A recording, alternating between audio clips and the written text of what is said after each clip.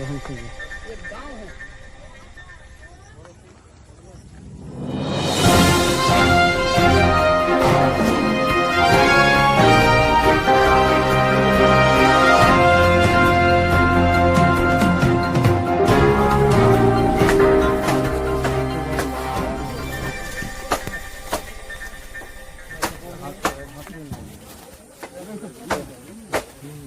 আপনারা সেদিন যা ভিজতে এসেছিলেন আপনারা কোথায় ছিলেন সেদিন?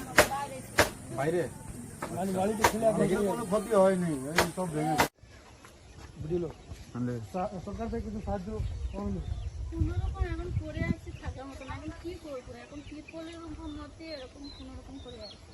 আমি দেখছি পুরো মানে বন্ধুটা দেখছি এই বন্ধু পুরোই উড়ে চলে গেছে, পুরোটা ভুয়া হয়েছে। থাকার জন্য আপনাদের বাঙালির সরকারের পক্ষ থেকে কেউ আসেনি এখন পর্যন্ত? না। কত বড় ঘর ছিল সব পড়ে গেছে, যা অবস্থা। কোনো সাহায্য পাওয়া